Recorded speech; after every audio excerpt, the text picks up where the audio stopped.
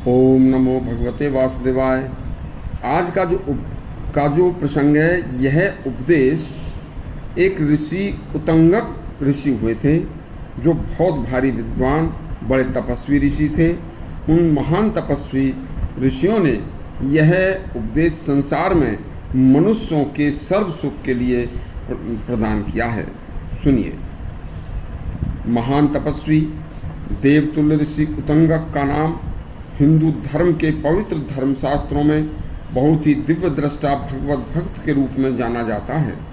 एक बार चित्रकूट तीर्थ में बड़े बड़े महान ऋषियों, तपस्वियों व विद्वान ब्राह्मणों की एक सभा लगी थी।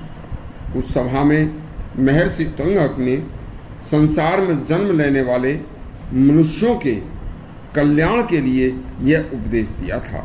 जो मनुष्य इस कल्याणकारी उपदेश को सुनेगा और सुनकर इसे आत्मसात करेगा, उसका जीवन दुख देने वाले युग कलिकाल में भी स्वर्ग के समान बीतेगा। वह न रोगी होगा, न काल मृत्यु को प्राप्त होगा, न कोई क्लेश झेलेगा। सुनिए, ऋषि जी कहते हैं, हे ऋषिवरों, युग कोई सा भी हो जिसमें मनुष्य का जन्म हुआ है, उसका जब अंत समय आएगा तब वह मनुष्य चाहे लाखों की सेना का मालिक हो, चाहे दुर्गों में रहता हो, महलों में रहता हो, चाहे सैकड़ों पुत्र पौत्रादि बंधु बांधवों के साथ सुख से रहता हो, परलोक यात्रा तो अकेली ही करनी पड़ेगी। देखिए, मेरी माता, मेरे पिता, मेरे पुत्र, मेरी बहन, मेरे बहुमूल्य वस्तुएं, यह ममता प्राणियों को व्यर्थ पीड़ा देती रहती है। देखो, पुरुष जब तक धन कमाता है तभी तक वह भाई बंधु उससे संबंध रखते हैं, परंतु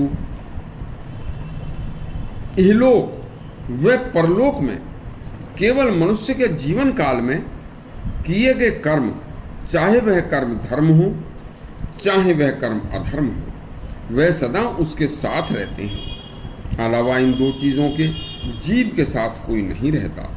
देखो, धर्म से या अधर्म से कमाए हुए धन के द्वारा जिस मनुष्य ने अपने जीवन काल में जिन स्त्री पुत्र आदि बंधु बांधवों का पालन पोषण किया था, अंतकाल में आने पर वही बंधु बांधव उसके निर्जीव शरीर को आग के मुख में झोंक देते हैं और उसके इकट्ठे किए हुए धन के स्वयं मालिक बन जाते हैं और उस धन से स्वादिष्ट घी मिला अन्न खाते हैं और मौज मस्ती करते हैं। देखिए, पापी मनुष्यों की धन कमाने की, जमीन जायदाद और द्रव्य इकट्ठा करने की कामना दिन प्रतिदिन बढ़ती ही जाती है और हर दिन हर क्षण इसी कामना में वह डूबा हुआ एक दिन अचानक मर जाता है और सभी धन धान्य संपत्ति से नाता टूट जाता है। लेकिन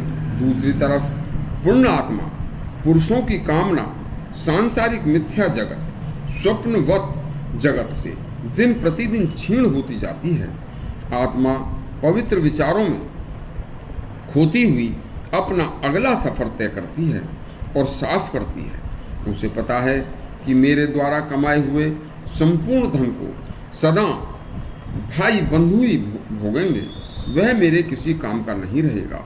आत्मा दो प्रकार की होती है, पापात्मा जिसे दुरात्मा कहते हैं और धर्मात्मा।